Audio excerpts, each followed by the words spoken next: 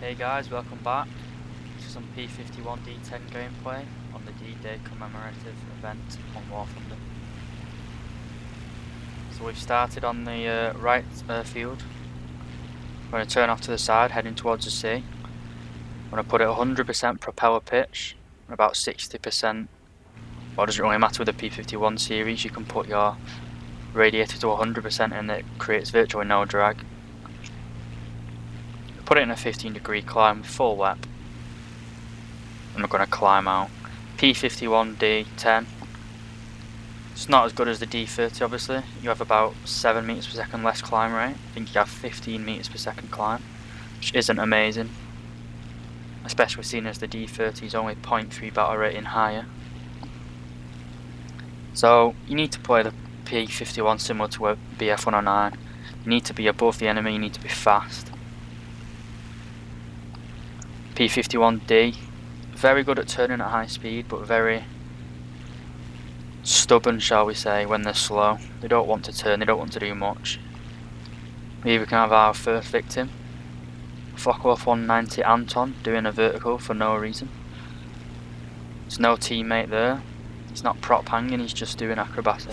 Don't know what he was trying to do. But he's not doing anything anymore. Right, so we've got a BF-109 below us harassing our P-51. Just having a quick look there to see if there's any enemies. The remaining enemies on this team were all up near our airfield, harassing our B-25s. I need to kill this BF-109 just to make sure I'm not going to be bothered later on in the game. If I turn to fight those Focke-Wulfs, this BF-109 could have landed, could have rearmed, could have come back. It means that I've been fighting multiple directions. And you can ask the Germans how fighting two fronts have worked.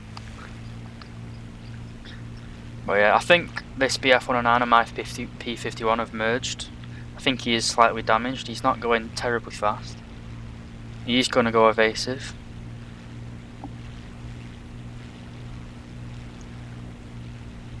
But I predict where he's going to roll. My 650 cals converge. Now we go into a quite a steep climb here. Wanna use all that speed we've got in that dive to get back energy. Like I said, this plane is purely an energy fighter, really. You need to be above the enemy. You need to be speed. You need to have speed. So in that example, if I'd have turned straight away after I got that kill, I'd have bled all my speed, and it would have been disastrous because, unbeknownst to me, a Focke-Wulf 190 appears. I'm only going 300 kilometers an hour and I'm quite vulnerable. What I should have done is, instead of doing a 180-degree turn, which I did here, I should have done 90 degrees and headed back out to the sea in a shallow dive. Now he's only 0.6 kilometers away and closing. This is perfect gun range for him. Put it into a steep dive to try and get some speed back, and I'm going to put it into a shallow dive. Focke-Wulf 190 Anton will match you in speed in a dive. The downside of the Anton Focke-Wulfs is the horizontal speed. It's no match for the P-51. So I've got 700 kilometers an hour, and as you can see in the top left, I'm not really losing speed very fast. I'm maintaining that speed very well. Very good energy retention on the P-51. As you can see, that Focke-Wulf, he's losing speed pretty quick. Just doing a few dips and bops here to try and throw his aim off. But I'm getting that separation quite easily. Now, slowly turning the plane towards our airfield and the other fighters. You need to do everything you can to maintain that speed. Doing a sharp speed would have just bled a little bit of energy. Every little bit helps. As you can see, the Focke-Wulf goes into a climb. The Anton series of Focke-Wulf and the P-51D-10, 5 and 20, they all have about 15 meters per second climb. So I can match him. As you can see in this transition, still going about 450 kilometers an hour. Very good energy retention in a shallow climb. So now I turn back into that Focke-Wulf. I'm hoping that we're about the same altitude. Turn back on him with my nose down. So I do lose a bit of altitude, but again, I increase my speed.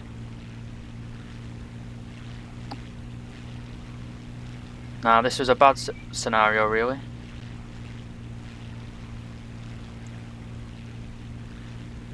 Because he is above me.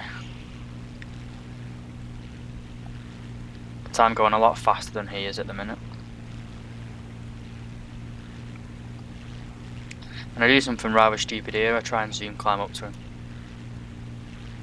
I think this was just impatience. Or ego, trying to get a head on. I thought that shot looked pretty good. I thought they were going to hit, but unfortunately it doesn't. Right, now I put my nose down into a shallow dive and head completely in the different direction to him. If he turned back to try and get me, he'd have bled all that speed. So we're pretty safe here. If he was a bit more aware situationally, when I was climbing up to him, he could have already turned in the dive and then followed me, but he didn't. But this Focke-Wulf in front of me, he's critically injured my B-25 bomber. He tries to go evasive, but he's too slow. And that's my third kill. So again, we go into a shallow climb, trying to bait that Focke-Wulf into taking that B-25 just below us. I'm the only fighter on the team left now. So now it's a 1v1. He killed our B-25, but he did have to go over our airfield to do it. So I'm hoping that he's low on energy, he's low on power, low on fuel. He's going to have to fly completely defensively here. He's just climbed from our airfield. Our B-25 was landing and he had to go up to it. So he climbed, lost all his speed. I'm a lot faster, so I don't head on him. Go into a high yo-yo on top of him. He can't follow me up, or else he'd have died. Or he'd bled all his energy, sorry. Then here's the great turn rate of P-51s at high speed. Now he's doing everything right here. He's rolling, he's going underneath me. If I'd have committed to that, I'd have crashed. So I extend a little bit before going into the vertical again. P-51s have very good thrust at low speed, which means I can accelerate better than him. I can sacrifice a little bit of energy to get a bit higher. As you can see, he tries to come up, but he can't. He's going defensive again, going right underneath me.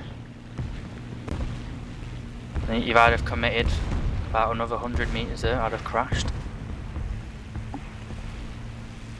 Extend again before repeating, vertical yo-yo. And this time I think his engine's cooked.